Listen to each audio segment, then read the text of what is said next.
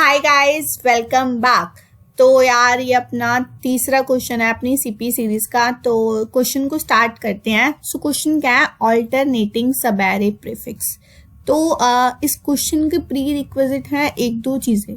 तो पहले मैं बता दूं आप लोगों को सब एरे क्या होता है और फिर मैं आपको बता दूं प्रीफिक्स क्या होता है। उसके बाद ही हम ये क्वेश्चन समझ सकते हैं, क्योंकि अगर किसी को नॉर्मल C++ के बेसिक्स भी आते हैं तो वो बंदा ये सीपी सीरीज को फॉलो कर सकता है, क्योंकि मैं सब कुछ आप लोगों को स्क्रैच से बताने वाली हूँ। ठीक है, तो सबसे पहले मैं आपको बताती हूँ व्हाट इज सब एरे। सो लेट्स सपोज हमारे पास एक एरे है 1 2 3 4 5। ठीक है, अब दो चीजें होती हैं एरे के केस में। एक होता है सब एरे, एक होता है सब सीक्वेंस। सब एरे दैट मीन्स जो कॉन्टिन्यूस होता है। सब एरे मतलब जो कॉन्टिन्यूस होता है, सो जिसमें कॉन्टिन्यूटी होती है किसी चीज की। तो ये एक सब एरे है, ये एक सब एरे है, ये एक सब एरे है। पर अगर मैं बात करूं 1 2 1 4 5, दिस इज नॉट एन सब एरे। सब एरे होते हैं जो कॉन्टिन्यूस हो। 1 2 3 4 5 सब एरे है, बट 1 2 4 1 4 5 सब एरे नहीं है, क्योंकि ये कॉन्टिन्यूस नहीं है। तो ये एक सब सीक्वेंस है। ठीक है, तो ये होता है अपना सब एरे। अब दूसरी चीज किसकी बात करें, प्रीफिक्स क्या होता है। अब लेट्स सपोज ये एरे है 1 2 3 4 5। तो प्रीफिक्स क्या होता है कि अभी तक का आंसर कितना है। जैसे अभी तक 1 है, दैट मीन्स मुझे प्रीफिक्स सम निकालना है। तो इन दोनों को प्लस करूंगी तो आंसर वुड बी 3। तो मतलब कि यहाँ तक का मेरा प्रीफिक्स सम कितना है। प्रीफिक्स सम मतलब पहले वाले, ठीक है, और सफिक्स मतलब पीछे वाले का सम कितना है। अगर मेरे को कोई पूछ ले कि ये वाली वैल्यू तक 2 तक मेरे को क्या बताना है, प्रीफिक्स सम बताना है, तो प्रीफिक्स सम मेरा कितना होगा 3 आ जाएगा, और मेरा सफिक्स सम कितना होगा 12 आ जाएगा। 4 + 9 5 + 4 इज 9, 9 + 3 इज 12। तो ये हो गया प्रीफिक्स सम जो पहले होता है उस पर्टिकुलर प्लेस से और या फिर उस पर्टिकुलर प्लेस तक, और ये सफिक्स जो उसके पीछे वाला। और अगर मान लो अब मुझे कोई हम 2 का ही फिर से देखते हैं।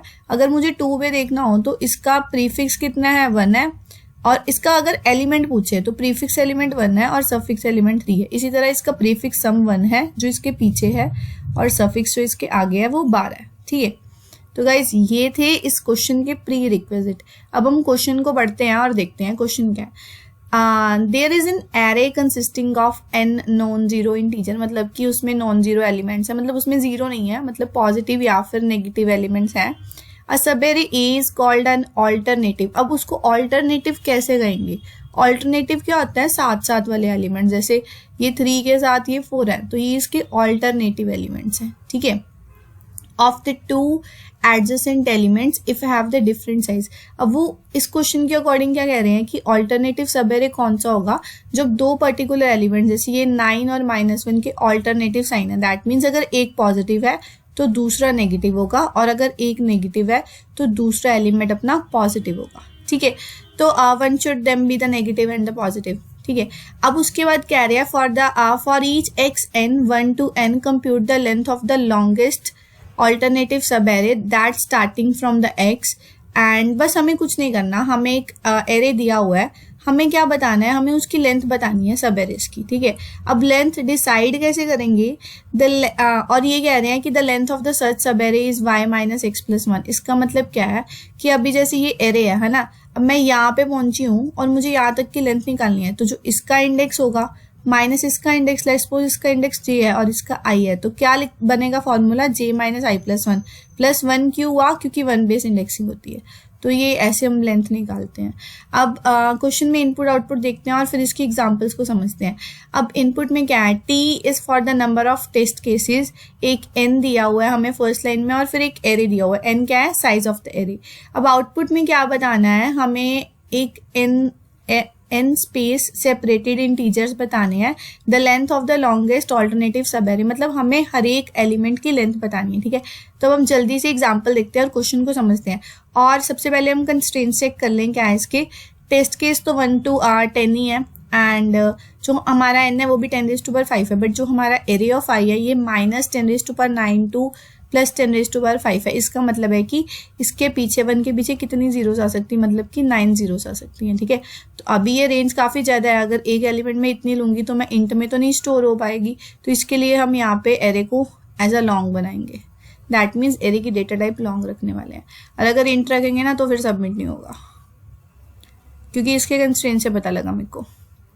अब क्या है, अब ये है 4 क्या एरे का साइज है, और ये 1 2 3 4 है। अब देखने वाली बात ये है कि ये सारे के सारे एलिमेंट पॉजिटिव ही है ना।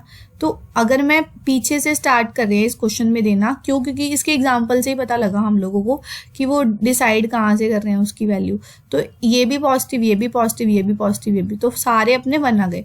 अगर अब मैं ये वाली एग्जाम्पल लूँ, लेट्स सपोज -1 -2 -3, अब क्या है, सारे ही नेगेटिव है, तो आंसर वुड बी 1 1 1। ठीक है, तो ये हो गए सिंपल 2 टेस्ट केसेस, जो एज केसेस भी बोल सकते हो। अब है कि अगर 1 हो और -5 हो, और 1 और -5, दैट मीन्स ये क्या है, ये अपना नेगेटिव है, तो इसको 1 दे दिया। अब अगला पॉजिटिव है, तो इसको 1 नहीं दे सकती, या तो दोनों नेगेटिव हो या फिर दोनों पॉजिटिव हो, बट इस केस में क्या पॉजिटिव है तो 2 आ गया। अब नेगेटिव आ गया तो 3 आ गया, अब पॉजिटिव आ गया तो 4। बट अगर हमारे ऑल्टरनेटिव साइन है तो हम क्या करते हैं, +1 कर देते हैं। ठीक है, अब एग्जाम्पल नंबर 3 देखते हैं, वो भी ऐसे ही है, -3 -1 -1 2 -2 एंड 3। और ये वाली एग्जाम्पल लेते हैं, ये वाली एग्जाम्पल इसके बीच ही कवर हो जाएगी, और इसके आगे मैंने क्या ऐड करा हुआ है, -9 एंड 1। अब अगर किसी बंदे को ये एग्जाम्पल समझ आ गई ना, तो वो इसका कोड लिख सकता है क्वेश्चन का। तो एग्जाम्पल को प्लीज ध्यान से सुनना आप लोग, क्या कर रही हूँ मैं इसमें। अब 3 आया, तो ये पहली बार आया तो आंसर वुड बी 1। ठीक है, अब -2 आया, अलग साइन है ना, यहाँ पे हमारे पास -3 था, तो -3 और -2 इट वुड बी सेम क्यों है, क्योंकि दोनों ही नेगेटिव है ना, तो ये भी 1 ही रहेगा। अब ये बंदा पॉजिटिव है और पिछला बंदा क्या था, नेगेटिव था, तो ये 2 हो गया। अब फिर से नेगेटिव आया और पिछला पॉजिटिव था, तो इसकी लेंथ अभी तक 3 बन गई।